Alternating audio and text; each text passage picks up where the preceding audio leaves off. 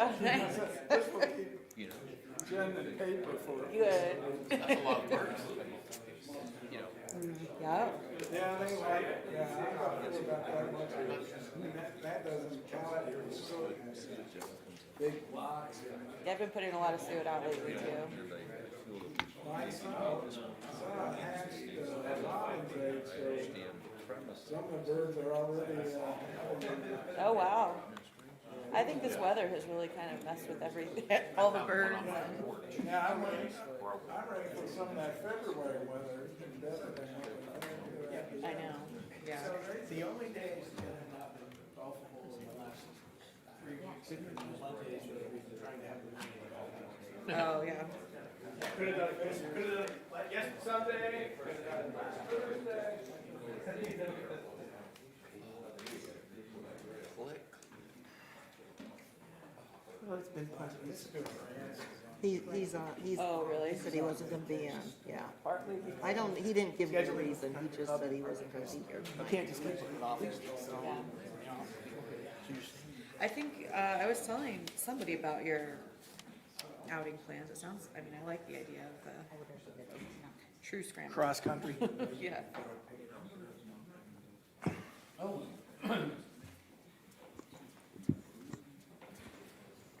We ready there, Madam Clerk?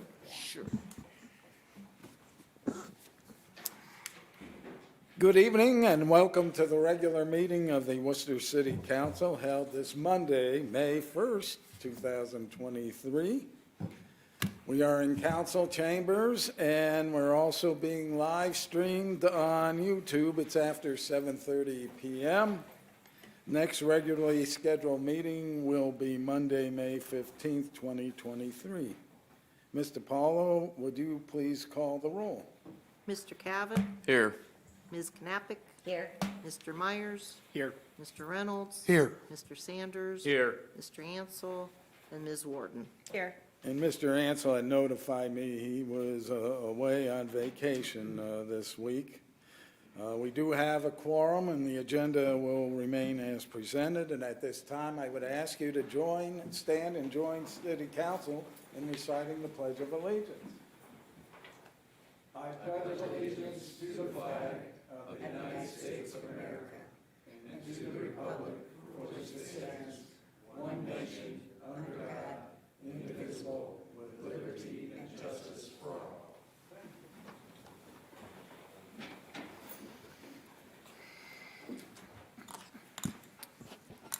I will entertain a motion to approve the minutes of the April 17, 2023 meeting.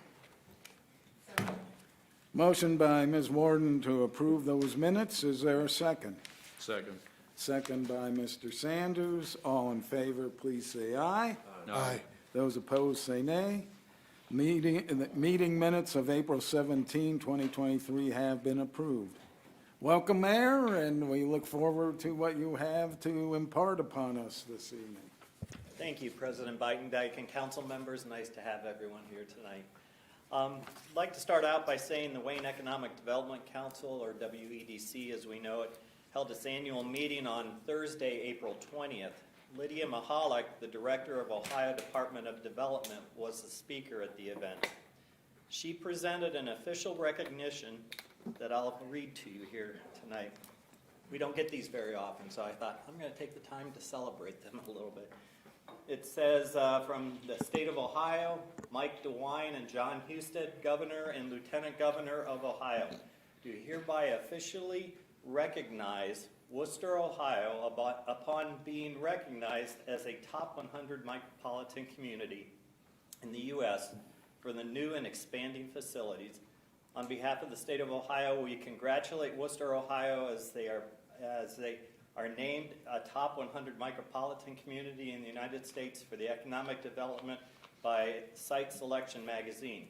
Your commitment and dedication to making a positive difference have made your community and Ohio a better place to live, work, and raise a family. We commend you upon receiving the tremendous recognition and extend our best wishes for continued success. Mike DeWine and John Husted. So that's the first one of those that we've gotten since I've been in this office. So a nice honor. Also on April 20th, the Wayne County Children's Services Board held their annual luncheon for Child Abuse Prevention Month. We have many organizations that work together to help prevent child abuse in our area. They presented awards and had good speakers at that event. Our city development team met with the Wayne County Commissioners to talk about local development and Worcester's comprehensive plan. It was a helpful and productive meeting. The GFOA, or the Government Finance Officers Association, presented a Certificate of Achievement for Excellence in Financial Reporting to our city's finance department. This is the 22nd consecutive year of winning this award. Andre was here and starting in 2003, so we've really been here for the majority of those presentations. So congratulations, Andre, and your finance team. Assistant Police Chief Scott Rotolo on April 27th was awarded the Worcester Boys and Girls Club Founders Award for his dedication to the club and his support of his support of the organization over the past year.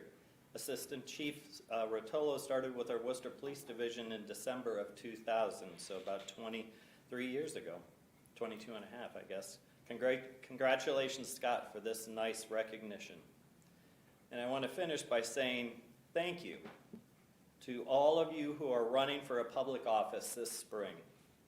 It's not an easy thing to put the effort and expense into running for an election and open yourself up to any comments, positive or negative, from the public. So thank you for taking on this challenge for the good of our community and the right to elect our leaders. And that's everything I have for you tonight. Thank you, President Biden. Thank you, Mayor. We have no petitions this evening, and no one signed up to speak.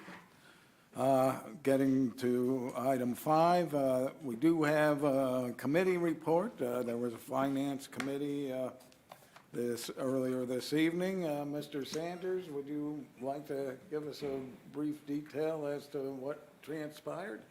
Oh, thank you, Mr. President. Yes, Finance Committee discussed bed tax allocation and economic development funding through bed tax allocation. After much discussion, we have asked our law director to put together some legislation related to that topic, which he will do, and we will probably have another finance committee meeting here in some future point in time to discuss that legislation and work through the details of of what we'd like to proceed. Thank you very much. Thank you. And we do have a public hearing. It will be chaired by Mr. Reynolds, and it deals with planning and zoning code amendments. Mr. Reynolds, I turn the floor over to you, sir. Thank you, Mr. Beitendijk. We have a public hearing on a proposed amendment to ordinance chapter 1107.05 involving regulation of mobile home park districts. I think council already knows this, but for everyone else, I've got limited voice left tonight. We're going to see how far it'll take me. So I will try to do this in as few words as possible. And I know before Mr. Meyer shouts up, why isn't it like this every week? But, you know, I'll be back in full strength in 2 weeks. All right. I feel fine. I just don't have much voice. So with that being said, let's open up the public hearing on this. Is there someone here from the administration prepared to speak in favor of the proposed amendments?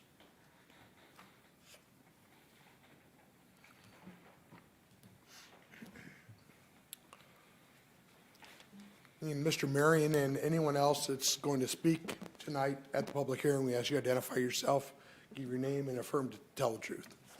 Yes, sir. Mr. President, members of council, thank you. Thank you for the time this evening. What you have before you is an amendment to the section of the code regulating manufactured home parks. If you recall, back in January of this year, an amendment was adopted that allows for the expansion of manufactured home parks within the R5 zoning district. That power was removed from the zoning code back in 2018. And at that time, also the standards for any new development concerning manufactured homes was also removed.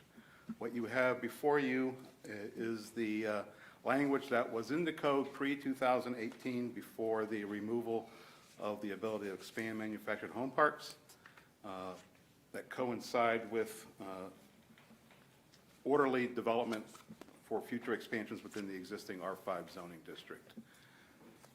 All of the residential districts within our code require some sort of development standards in terms of open space requirements, recreational activities, the traffic flow, design of patterns for roadways, walkways, and intermodal connections between neighborhoods within the development.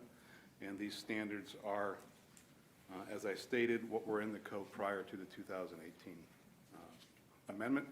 I'm happy to answer any questions that you may have. Just to add, Planning Commission did review these at the I believe it was April 4th meeting, and voted 6-0 to recommend adoption of the standards be inserted within the zoning ordinance. Ms. Warden? Thank you. I assume, Mr. Marion, that this was something you also looked up, but just doing due diligence here. Were the former zoning codes that we had in place for the R5, I assume those are all still the same that you put in here. Have they changed at the state level? Are any requirements changed? No, actually, I did look at 2 or 3 other zoning codes to compare what their standards are compared to what we had back in 2018, and a lot of them were pretty similar. Okay. Differences in sidewalk requirements, location, but wanting to be consistent with the language that was reinserted in the January amendment, we were using the same 2018 language. Okay. I do have it's really a trivial question, but it's going to bug me if I don't ask it anyways. In looking through this, I see that the sidewalk widths are only 3 feet, and isn't the standard 4 foot within the normal development of the city? Yeah, 3 foot, this is along private roadways, these aren't public roadways, and they're only required on one side of the street.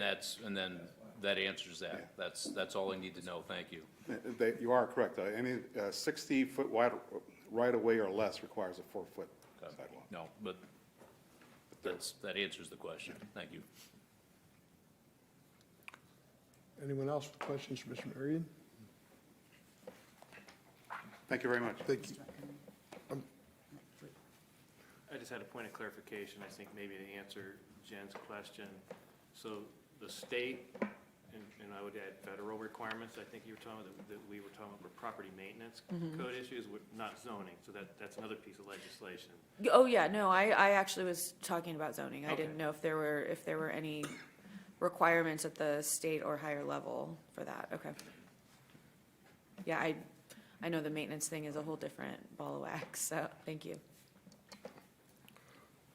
Thank you. Thank you, Mr. Marion.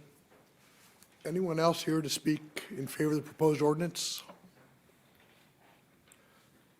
Anyone here to speak against it? Anyone from council have anything to add? If not, we'll consider this public hearing concluded. Thank you. All right, we have officially had the public hearing on ordinance number 2023-17. There is no unfinished business. We'll move right into new business. The first one is the first reading of ordinance number 2023-17. It'll be presented by Mr. Reynolds. It is slated for 3 readings. Ms. DiPaolo, would you please read the title? Ordinance number 2023-17, an ordinance amending Chapter 1107.05, District-Specific Purpose Statements and Regulations. Mr. Reynolds, the floor is yours again. Thank you, Mr. President. Does the administration have anything they want to add on top of what was just presented at the public hearing? I think the public hearing gave a pretty good synopsis of what the purpose of this legislation is. not just because of my limited ability tonight, but also, I don't think, there's no urgency to this legislation, so I'm going to propose leaving this on first reading. All right, we'll consider ordinance number 2023-17 as having its first reading. And then we'll turn our attention to ordinance number 2023-18. Again, it will be presented by Mr. Reynolds. It too is slated for 3 readings. Mr. Paulo, would you please read the title? Ordinance number 2023-18, an ordinance amending Chapter 1351.04, amendments of the codified ordinances of the City of Worcester. Mr. Reynolds, the floor is yours. Thank you, Mr. President. Again, I'm going to turn this over to the administration, I think, to someone here prepared to address this. And Mr. Monet?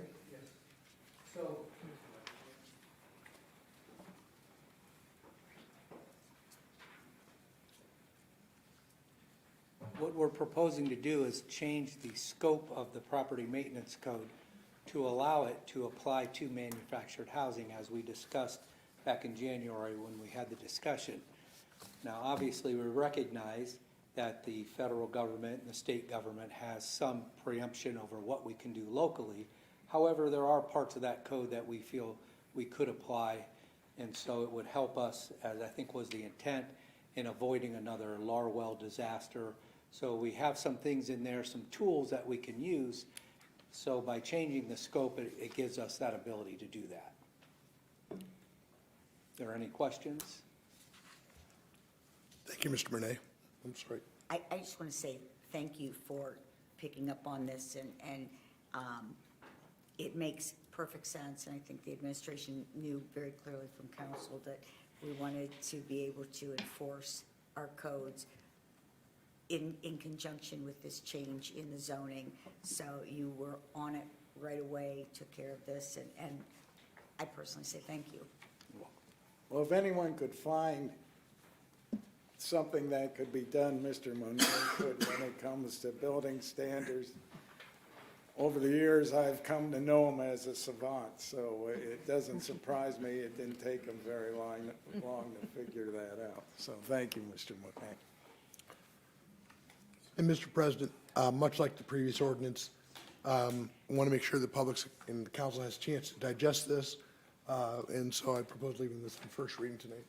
Okay, thank you, Mr. Reynolds. We'll consider ordinance number 2023-18 as having its first reading. That'll bring us to resolution number 2023-31. It'll be presented by Ms. Knappich. This one is budgeted, so will not require suspension of the rules. Ms. DiPaolo, once again, would you please read the title? Resolution number 2023-31, a resolution authorizing the Director of Administration to purchase playground equipment for Clear Creek Park and allowing for immediate enactment. Ms. Knappich, the floor is yours. Yes, thank you very much. I get to deal with the most positive thing on the agenda tonight, I think. Absolutely. And that is providing playground equipment to Clear Creek Park.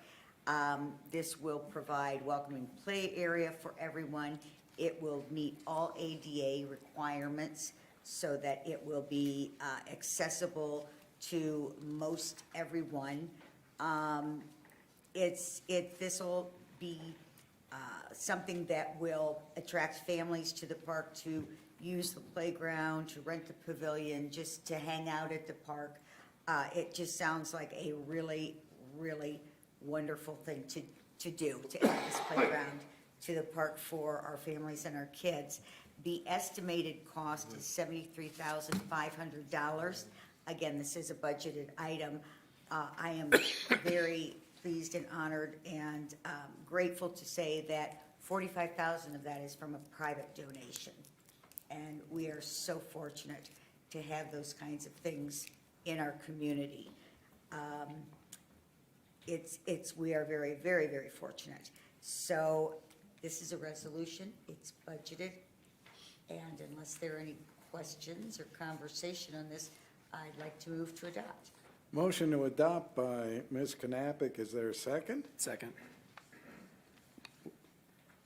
Any other discussion? I see a gentleman nodding his head back there. Would you like to talk? Yes, please do. Please. Would you like me to? Absolutely, thank you. Council members, this is Joe Avila. He is in our Parks Department now and helping our city move forward. So if you haven't had a chance to meet him yet, he joined us 4 months ago, something like that. Close to about 8 months, but who's counting? Not a problem at all. But yes, thank you, Mr. Mayor. Thank you, President and board members. But yes, I was nodding my head because parks excite me. It really does kind of, it provides just an element of excitement for our kids, learning experience and everything. So this proposal for a development over at Clear Creek is phenomenal. So if we can get approval on that, that would be great. Can you, just for the public, tell us to the public what kind of playground equipment will be there? So it would be a structure developed by Pentura. So it's more based off of the landscape that's there already. So it's like kind of a forestry theme. You're going to have your slides. You're going to have your swings and walk, like kind of like a walk pattern, I guess you can say. I don't left all my paperwork over there, but for the most part, it's a small development, but at the same time, I think it's going to provide quite a bit of excitement for the kids that, kind of are in that area. Excellent, thank you. We were provided some renderings previously. I'm not sure if those are on the city's website or anything, but maybe they could be. Oh, they could be. They just pop We them can up there, so definitely provide that. start to build some excitement. Yep. Well, you need to get out more and get to council meetings so we know who you are, Well, Joe. if we talk about parks a little bit more, I'll be more than happy to join. All right, put parks on every agenda. I was just telling, parks are fun. Everyone loves parks, but yes. Thank you so much. Thank you. Anything else? Nothing else, thank you. If I could, a little bit rain on the Fun Parks Parade here for just a moment, I know. I've gotten a few messages from constituents recently about some problems in the parks, and so if I would just maybe encourage Mr. Avila and your team to keep an eye on that, the safety, finding drug paraphernalia. I know it's hard and you have to stay on top of it all the time, but between that and the restrooms and, maybe some of the other problems that go on out there, just, because, we want to really have our community enjoy the parks and all the work that you put into it. And so unfortunately, that's the downside of it we have to keep up with, but thank you. Thank you. What is a fun thing, I remind people that Eric Byrne, who did transactional analysis, said the child is the most important part of the personality. So I think parks and playground equipment embodies that, and those that go to parks with their children, I think, have a little bit of their inner child come out too when they see playground equipment. I know I do. Yeah, me too. Nothing further. All right, seeing nothing further, would you please call the roll on the motion to adopt? Sanders, Yes. Warden, Yes. Reynolds, Yes. Cavan, Yes. Knappich, Yes, and Myers. Yes. Resolution number 2023-31 passes. That brings us to resolution number 2023-32. It will be presented by Mr. Sanders, is slated for 3 readings. And Mr.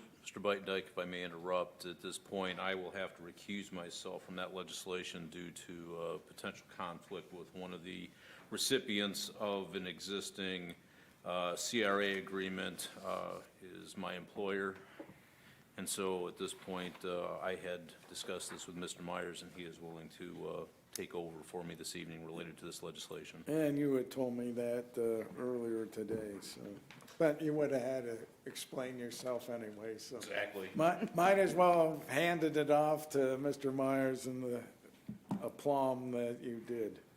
So, anyhow, it is slated for for 3 readings. Mr. Myers has been called in from the bullpen to pinch hit or pitched for Mr. Sanders, but I am still required to look to Ms. DiPaolo to please read the title.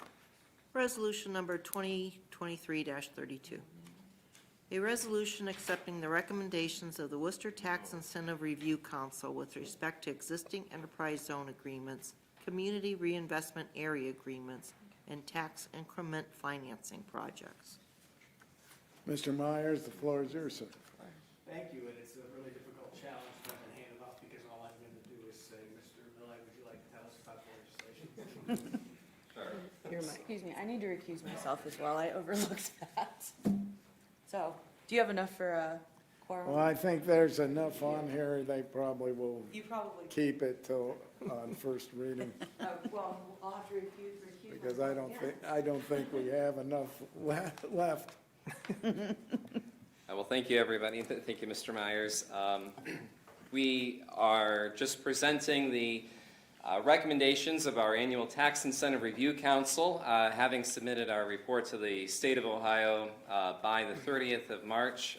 Met earlier this past month to review those reports that our partner firms had provided.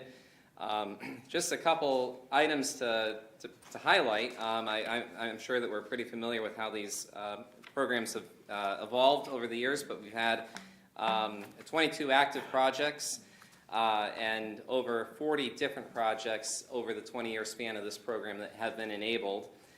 These are, again, projects that could not have happened otherwise, with either remediating blight or downtown reinvestment or basic sector job creation. And this past year, notably, we reached over $1 million of new property tax creation for not only ourselves but our partners. So that affects every homeowner in our community by relieving some of the tax burden that they would have otherwise paid. It materially results in a lower tax bill for each homeowner and each business by having these projects that would not have happened otherwise, and to the tune of $1 million this past year. I'll also note that I have to correct myself, it's 51 unique projects over the 20-year span. We had roughly this past year 306 new jobs attributed as being created and 3,184 existing jobs. Collectively, $200 million of payroll either created or protected through the results of these programs. Most of our firms were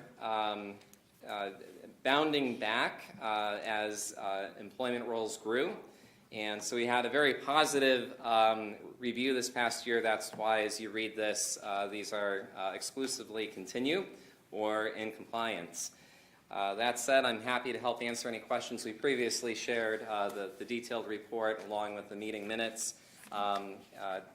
There's no rush on this, but once recommendations are either accepted or if any should be modified, we'll share these with our county counterparts who also rely on our recommendations for a couple of our projects. But stellar performance with our business partners who have made these projects possible, and that's all I have, sir.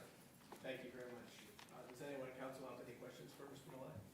Well, Mr. Millay, tell us where we stand in terms of using this. We are one of the top communities in the state that uses these. So with the Community Reinvestment Area Program, I believe at last count, although we haven't checked just recently, that we were third in the state of Ohio for number of projects. Now that's not because that we're making these freely available. They have been very strategic, but the one unique thing about Worcester that we have done is we've taken this program that a lot of cities will reserve for multi-million-dollar projects, and we've had it opened up to small business owners.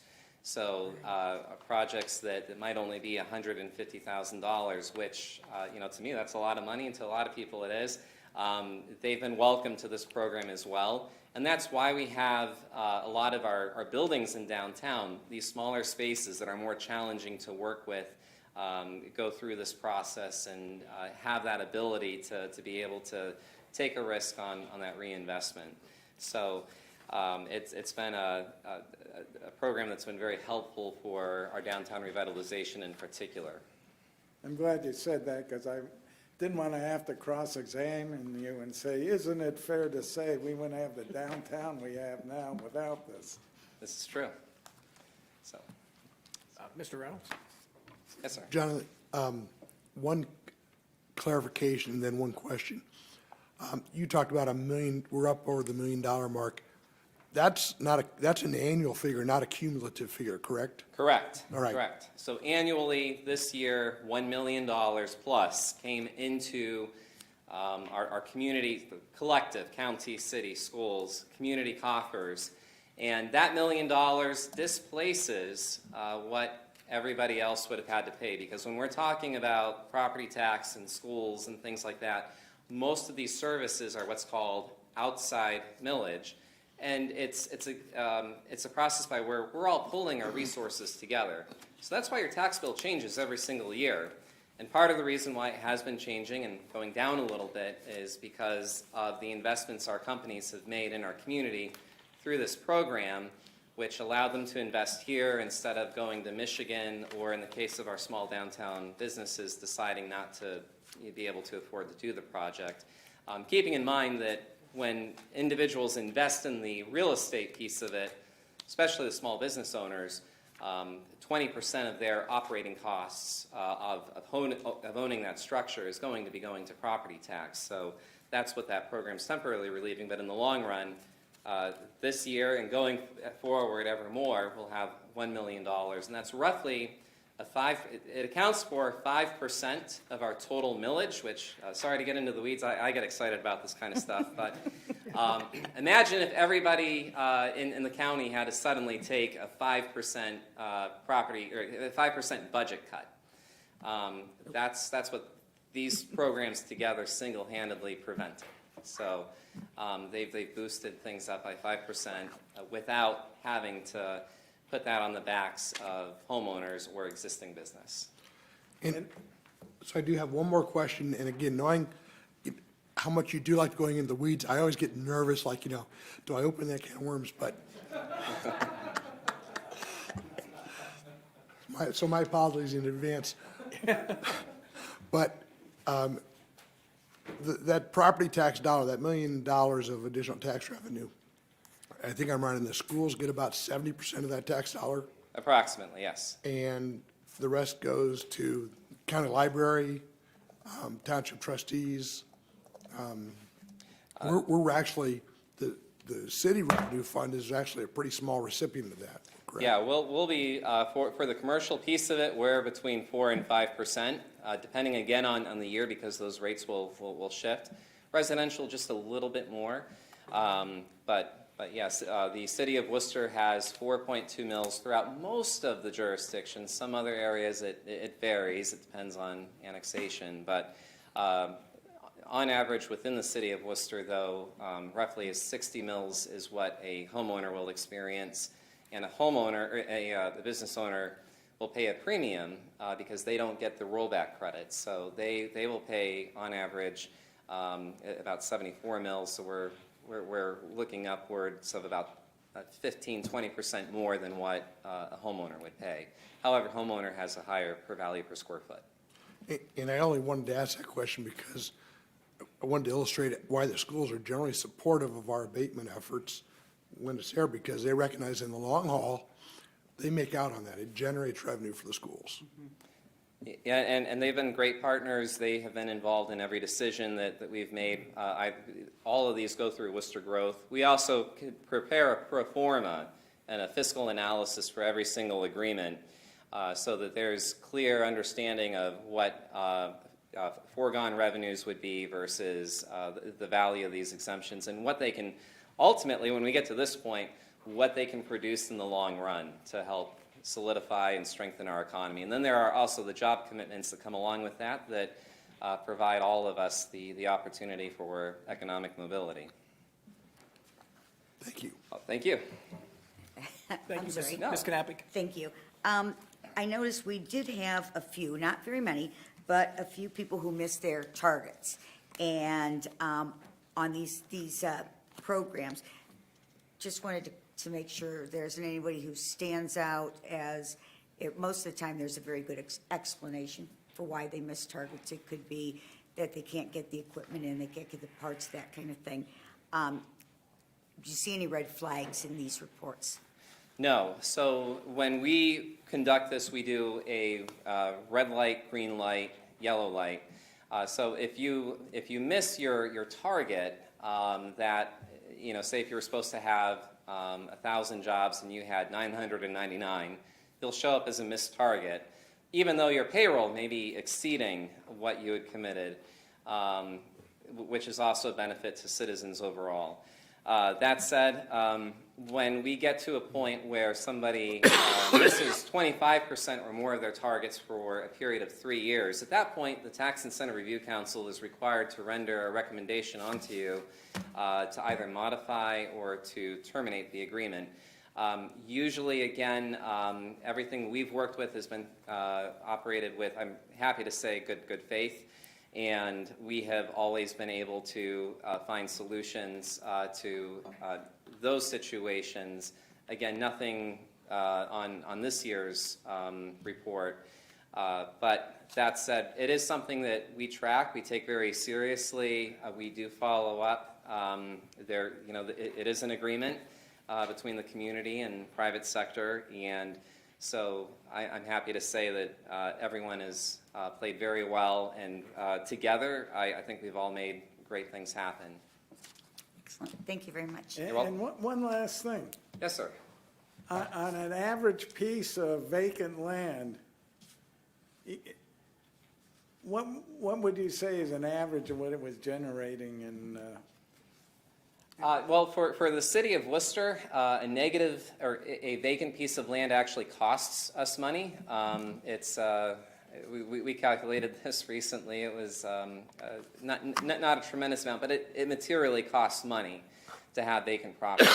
Now, if you're the county, there's maybe some residual you can get, possibly $200 or $300 a year if we're thinking like a vacant city lot. If you're a large tract of farmland, if you imagine even a quarter square mile may only generate, I could be wrong here, but may only generate between $5,000 and $6,000. Imagine, just a couple of homes will easily do that within less than an acre. In some of our industrial projects, it'd be fair to say in some instances, what was literally bringing in maybe hundreds or maybe a few thousand could be bringing in 20, 30, 40 times more than what, even with the abatement, than what that piece of vacant property was bringing. Correct. Yeah, so even with these exemptions in place, there's an immediate return on investment. I'll just highlight the Ray and Associates and Graham Holdings Weaver Custom Homes project. At one time, we had the Horn Nursing Home in place, became abandoned and fallen into disrepair after a flood. That property was producing in the neighborhood of $50,000 to $60,000 a year. And that was a really important benefit for the community, particularly our schools. And when that property was no longer able to be used for that purpose, that property value falls precipitously. And now we have a tax exemption in place on that property, which enabled the construction of a beautiful new building by Ray and Associates. They made a wonderful investment in our community. Weaver Custom Homes does what they always do with some incredible construction. That property today, I'm happy to report, is basically, while it's under exemption, recovered for the most part that significant tax loss that would have otherwise been foisted onto, again, other businesses and other homeowners to pay. So it's been a fantastic opportunity, not just on the industrial, but our downtown rehab and complete redevelopment as well. And when I have the opportunity to speak with other communities, I do try to impress upon them how critical these tools are for employment and being able to help compete against other states and bring some of that activity locally. but then also too, to rebuild our community, which we really needed. And you do a fantastic job every year with putting the report together and presenting it to the Turk Tax Incentive Review Committee, and then subsequently presenting it to council, so. Well, thank appreciate you. your efforts. It's a team effort. Everybody here's made these things possible, so it's just fun to get to be a part of it. Thanks, John. Thank you. If there's no further comments, I believe we're going to leave this on first reading. Give everyone some time to look over some of the fairly lengthy report, which I did go through briefly, but I would like to spend some more time going through in detail. I don't think we could suspend the rules anyways with four of us. Yeah, we up could. there. Yeah, so let's just leave it on first reading.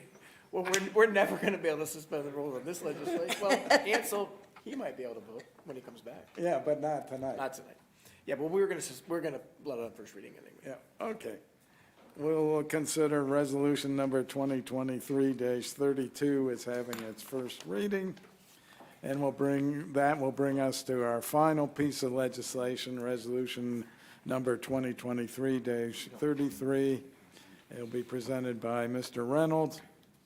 It is slated for 3 readings. But before I get to you again, Mr. Reynolds, Mr. Paulo, would you read this last piece of legislation? Resolution number 2023-33, a resolution petitioning the Board of County Commissioners of Wayne County, Ohio, for a change of township lines to conform with the corporation limits of the city of Worcester and allowing for immediate enactment. Yeah, and I should note that Ms. Warden and Mr. Sanders are back with us on council, so. I hope you have what's left of your voice, seeing that you grilled Mr. Malay mercilessly, so, but hopefully it'll bring us home now. We're getting towards the end of the meeting, so I'm getting kind of reckless as far as what I'm willing to say and do. So I'm even going to try to tackle this on my own. Okay. So this is a usual and customary piece of legislation. When we bring in additional property through annexation, it results in a change in the boundaries of the municipality. And when that happens, we have to conform our boundary.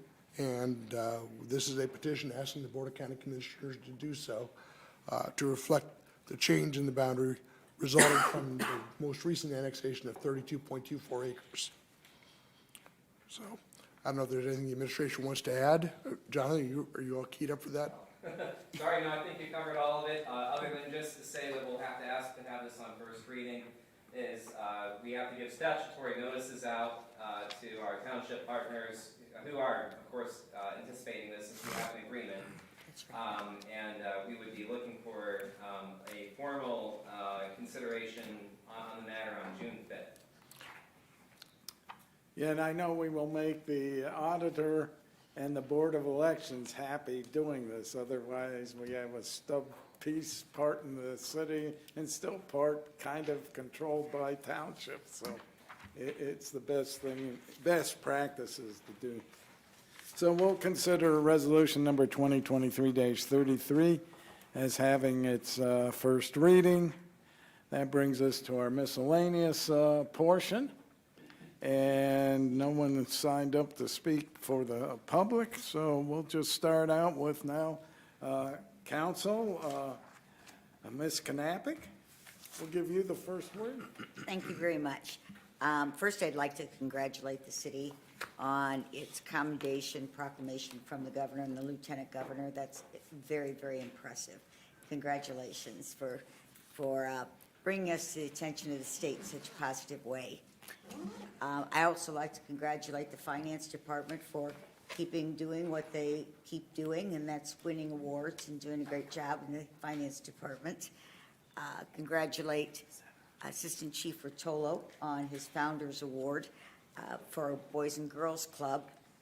And I'd like to thank Mr. Marin, who spoke at the public meeting, and Mr. Millay, who so kindly gave us all that information today. And other than that, I just want to remind people that tomorrow is May 2nd. If you're a Democrat, if you're a Republican, if you're an independent, go out and vote. That's all. All right, Mr. Reynolds? Just to say thank you for my fellow council people for putting up with me tonight and for the administration for helping me out in the presentations. Otherwise, nothing further. Ms. Warden? I'd just like to, I guess, welcome Mr. Avila to the city. Thank you for coming to the meeting tonight, and we look forward to seeing your face out there more frequently, so thank you. Appreciate it. Yeah, Honor working for such a great city. Thank you. Mr. Sanders? I have nothing to add, Mr. President. Mr. Myers? Thank you, President Bidendike. I just want to say, we have such a great community that I got to attend in the last couple of weeks, the Wayne Economic Development Council's annual breakfast, which was a really fun thing to learn more about what they've been doing and to hear from those folks, followed by the Wayne County Child Abuse Prevention Luncheon. I think those were the same day. And then the United Way annual meeting, which was a luncheon, and then the Boys and Girls Club annual dinner. A lot of great speakers, a lot of excitement of all these things going on in our community. The Goodwill breakfast is actually this Thursday, so looking forward to that as well. But I have to say, Assistant Chief Rotolo gave one of the best speeches I've probably heard in my many years of going to these kinds of functions for the last 20-plus years. He did an excellent job. I was proud to know him personally, but also was proud of him on behalf of the city and the Worcester Police Department. He was grateful for the award, and he gave a very nice presentation, and I think all of us could be proud of what he did there. So that's it. Thank you. Mr. Cavan will give you the last word. I would just also echo what Jen and I think Barb said. Please get out and vote. Thank you. Mr. Myers, I see you have a motion to adjourn? Motion to adjourn. Motion to adjourn by Mr. Myers. Is there a second? Second. All in favor, say aye. Aye. We're adjourned. Okay, people, take care. I gotta make calls at 5 in the morning. Oh, boy. Isn't that awful? Yes. I don't do mornings. Of course.